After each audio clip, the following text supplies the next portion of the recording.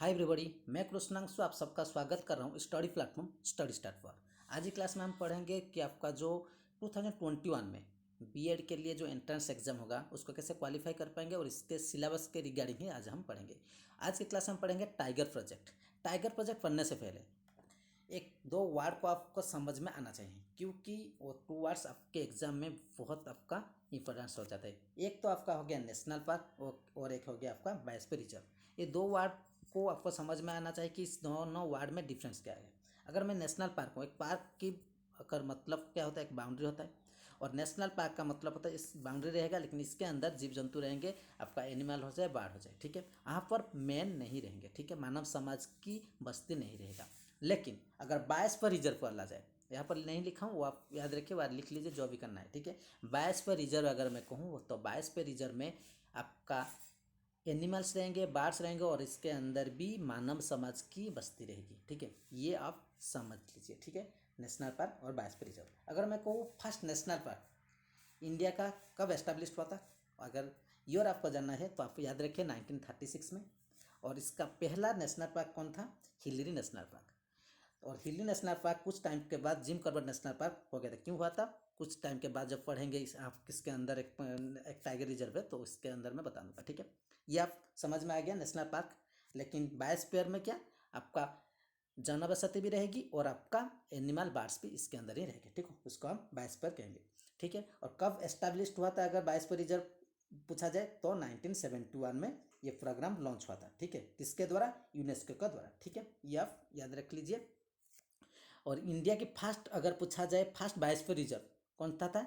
Nilgiri biosphere reserve, ठीक है। जब पढ़ेंगे हम बायोस्फीयर रिजर्व और नेशनल पार्क वहाँ पर डिटेल्स में पढ़ेंगे, लेकिन अभी फिलहाल को समझने के लिए ये दोनों वर्ड को आपको समझाए, ठीक है।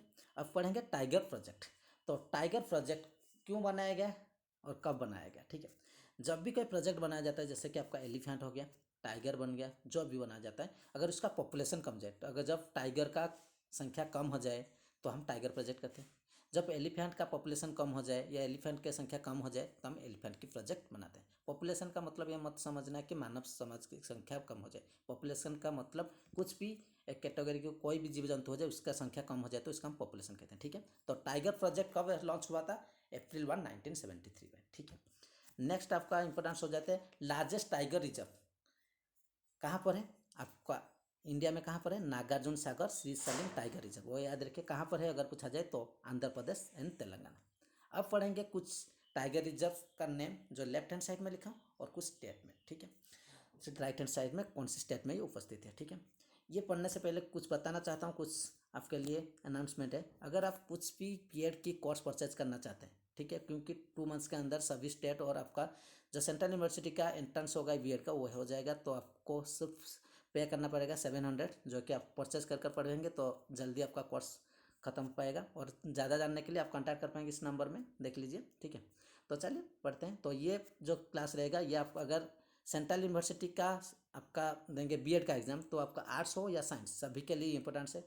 अगर स्टेट लेवल की तरफ से आप कोई भी बीएड की कोर्स के एग्ज़ाम देंगे तो मान लीजिए कि आपका आर्ट्स स्टूडेंट के लिए ज़्यादा फायदेमंद रहेगी, ठीक है। तो इतना इन्फॉर्मेशन आप सबके लिए था। तो चलिए आज का क्लास शुरू करते हैं। Name of the tiger reserve left hand side में, स्टेट आपका राइट हैंड साइड में। पहला अगर मैं कहूँ Pilibhit tiger reserve, Pilibhit tiger reserve कहाँ पर है? अगर मैं कहूँ तो आप यूपी कहेंगे, जो उत्तर प्रदेश में, ठीक है। राजाजी टाइगर रिजर्व कहाँ पर है? यूके। और इसका आप शॉर्टकट में कैसे याद रखेंगे वो आपके ऊपर निर्भर करता है, किसके साथ लिंक कर कर रखेंगे, आप लिंक कर कर रख लीजिए। मैं जितना लिखा हूँ जो आपका एग्जाम पॉइंट ऑफ व्यू से इंपॉर्टेंट है वही लिखा हूँ, और आप अपनी तरफ से कैसे शॉर्टकट में याद रखेंगे वो आप जानते हैं, ठीक है। क्योंकि मैं शॉर्टकट बताऊंगा तो आपका कोई फायदा नहीं होगा, आप खुद लिंक कर कर उसको याद रखिए। Similipal tiger reserve, Similipal tiger reserve कहाँ पर है? ओडिशा। और सिमलीपाल टाइगर रिजर्व क्या है? एक बायोस्फीयर। क्यों एक बायोस्फीयर है? इसलिए मैंने इससे पहले बायोस्फीयर क्या है आपको बताया था, जहाँ पर मेन और आपका जो आपका जैसे कि हो गया जानवर जिस प्लेस में एक साथ रहते हैं, मतलब एक प्लेस में रहते हैं, तो उसको हम क्या कहते हैं? Biosphere reserve. और सिमलीपाल इसी प्रकार का एक रिजर्व है जो ओडिशा में है, ठीक है। कान्हा टाइगर रिजर्व कहाँ पर है? मध्य प्रदेश में। जिम कॉर्बेट टाइगर रिजर्व बताया था पहले जब पढ़ाया था, तो बताया था कि जिम कॉर्बेट के ऊपर कुछ बताऊंगा। तो जिम कॉर्बेट टाइगर रिजर्व का नाम कहाँ पर है? यूके। और जिम कॉर्बेट क्या है? इंडिया का फर्स्ट नेशनल पार्क है जो 1936 में एस्टेब्लिश हुआ था, ठीक है। और जिम कॉर्बेट नेशनल पार्क इसका नाम नहीं था इस टाइम पे, इसका नाम क्या था? इसका नाम इस टाइम पे था आपका हिलरी नेशनल पार्क, ये याद रखिए, हिलरी नेशनल पार्क था। तो हिलरी नेशनल पार्क था, फिर जिम कॉर्बेट टाइगर रिजर्व या जिम कॉर्बेट नेशनल पार्क क्यों हो गया इसका नाम, इसके ऊपर बहुत बड़ा एक कहानी है। एक टाइम आया था हिलरी नेशनल पार्क में, एक टाइम आया था, इस टाइम पे जो आपका टाइगर है वो आपका मानव मतलब नरहंता बन गया था। तो उसका कंट्रोल करने के लिए गवर्नमेंट कुछ रूल बनाया था कि शिकारी को मंगाए थे गवर्नमेंट की तरफ से, और इसी के आधार पर जिम कॉर्बेट के नाम के एक आज्ञा आए थे और बहुत सारे और शिकार किए थे। तो इसके नाम के हिसाब से जिम कॉर्बेट नेशनल पार्क हुआ था, वही आप याद रखिए, ठीक है। इतने। बंदीपुर टाइगर रिजर्व कहाँ पर है अगर पूछा जाए, बंदीपुर टाइगर रिजर्व कर्नाटक में है, ठीक है, याद रखिए। देखिए रणथंबोर टाइगर रिजर्व कहाँ पर है, वो आप याद रखिए, राजस्थान में, ठीक है। मेलघाट टाइगर रिजर्व कहाँ पर है, महाराष्ट्र में, ठीक है। मानस टाइगर रिजर्व अगर पूछा जाए एग्जाम में तो आप कहेंगे असम में। पलामऊ टाइगर रिजर्व कहाँ पर है, झारखंड में, ठीक है। पेंच टाइगर रिजर्व कहाँ पर है, मध्य प्रदेश में। पेरिया टाइगर रिजर्व केरला में है। और इसका पीडीएफ आप कहाँ पर पाए जाएंगे, डिस्क्रिप्शन में, और मैं कमेंट बॉक्स में भी पिन कर दे दूंगा, वहाँ पे डाउनलोड कर पाएंगे, ठीक है। सुंदरबन टाइगर रिजर्व कहाँ पर है, वेस्ट बंगाल, वो बहुत इंपॉर्टेंट बन जाते हैं, ठीक है। सुंदरबन टाइगर रिजर्व, ठीक है, क्यों बन जाता है और एक क्लास में बताऊंगा, ठीक है। नामदफा टाइगर रिजर्व कहाँ पर है, अरुणाचल प्रदेश में। इंद्रावती टाइगर रिजर्व कहाँ पर है, छत्तीसगढ़ में। बक्सा टाइगर रिजर्व कहाँ पर है, वेस्ट बंगाल में। सरिस्का टाइगर रिजर्व राजस्थान में। वाल्मीकि टाइगर रिजर्व बिहार में है। और भद्रा टाइगर रिजर्व कहाँ पर है, कर्नाटका में। डाम्फा टाइगर रिजर्व कहाँ पर है, मिजोरम में। और पन्ना टाइगर रिजर्व कहाँ पर है, मध्य प्रदेश में, ठीक है। और बंदरबर्ग टाइगर रिजर्व कहाँ पर है, मध्य प्रदेश में, वो भी है, ठीक है। तोड़वा अंधारी टाइगर रिजर्व आप कहेंगे महाराष्ट्र में, ठीक है। भद्रा टाइगर रिजर्व कर्नाटका में है। सातकोशिया टाइगर रिजर्व ओडिशा में है, ठीक है। उदंती सितांदी टाइगर रिजर्व कहाँ पर है, आपका छत्तीसगढ़ में, ठीक है। अनमलाई टाइगर रिजर्व कहाँ पर है, तमिलनाडु में। सतपुरा टाइगर रिजर्व मध्य प्रदेश में, ठीक है। नामरी टाइगर रिजर्व आसाम में है। पाकुही टाइगर रिजर्व आपका अरुणाचल प्रदेश में है, ठीक है। कावल टाइगर रिजर्व तेलंगाना में है। बिलगिरी रंगा स्वामी टेम्पल टाइगर रिजर्व, ठीक है। बिलगिरी रंगा स्वामी टेम्पल टाइगर रिजर्व कहाँ पर है, कर्नाटका में, ठीक है। साहिद्रे टाइगर रिजर्व महाराष्ट्र में है।